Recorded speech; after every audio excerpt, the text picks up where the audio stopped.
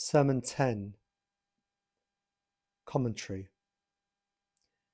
Sermon 10 was delivered by Imam Ali alayhi salam on the eve of the Battle of the Camel, while his army was camped at Dhurqar, a few miles from Basra.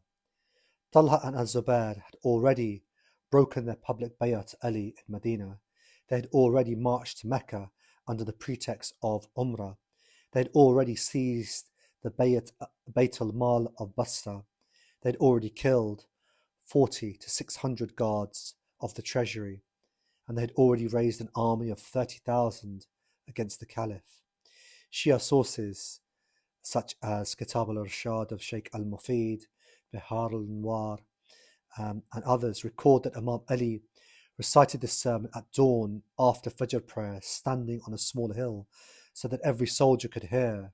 The phrase, "Satan has collected his group," is understood as a direct reference to Talha and Az-Zubair being the two horns of Satan prophesied by the Prophet. Satan's party, Hizb al-Shaitan, versus Allah's party, Hizbullah. The opening is a literal fulfillment of the Quran 58:19. Satan has overcome them and made them forget the remembrance of Allah. Those are the party of Satan. Unquestionably, the party of Satan will be the losers. Allama Majlisi records Imam as-Sadiq as explaining, the party of Satan in this verse appeared first at Jamal under the leadership of Talha and Az-Zubair. The term firasa of the Imam. The word firasa here is not ordinary intuition. It is the divinely granted penetrating insight of the Masoom. Imam al-Baqir alayhi salam says the firasa of Ali was from the light of Allah. He saw the unseen with the eye of certainty. The term, "I have never deceived myself." This is a declaration of Isma, infallibility. The Imam cannot fall into self-deception, nor be deceived by others. Tabatabai in Al-Mizan writes, this sentence is the Shia proof text for the epistemological perfection of the Imams. The metaphor of the cistern. In Shia exegesis, the cistern is death itself, a deep, inescapable reservoir. Imam Ali says, "I shall fill it to the brim." This means, or an interpretation is, that Ali alone determines who enters it and when. The phrase, "I alone will draw water," is meant to be understood as only the Imam has the authority to give death or reprieve. The phrase, "they will neither turn away nor return," is meant to be understood by, once they step into the battlefield against the Imam, there is no escape and no return to life or honor.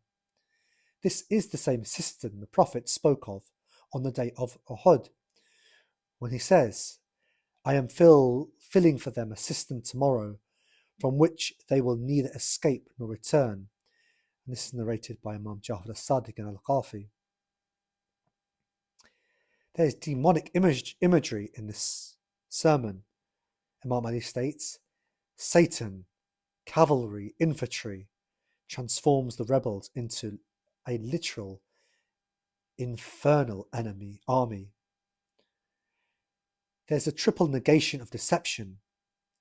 Imam Ali states, "I have never, nor have I ever," a rhetorical device which is used only for infallible beings in Arabic literature. The metaphor of cistern as eschatological weapon. The metaphor is unique in Arabic war poetry.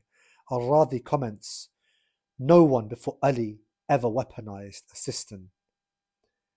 Rhythmic terror. When recited in Arabic, the final sentence has a hammering rhythm. Sheikh al-Mufid states about this sermon, "This is the most terrifying victory announcement in history. Ali did not say, 'I will defeat them.' He said, 'I will bury them in a grave I alone control.'" Ilama Majlisi records that when Ali uttered these words, the earth trembled slightly at Dhul-Qar, a sign accepted by the awliya as divine confirmation. Allama Tabatabai states, the cistern is also the cistern of Karbala. Every enemy of the Ahlul Bayt throughout history ends up drinking from the same reservoir Ali filled on the day of Jamal. Ayatollah Khomeini, in his lectures on the Nahj al-Balagha, states, when the Imam says, I alone draw water, he teaches the Ummah that true leadership is not shared with the Taghut. The Walaya is exclusive. And contemporary Marja'iyya like Ayatollah Sistani quoted the final line in his 2014 fatwa against ISIS. We fill for them the same cistern Ali filled for the people of Jamal. They will neither turn away nor return. There is an enduring significance in this sermon within Shia culture. This is a battle cry. The sentence, La yasturuna anhu wa la ya'uduna ilayha, is inscribed on the banners of every Shia resistance movement, from the Tawabin to Hezbollah today. Shia mystics use the cistern metaphor in Irfan.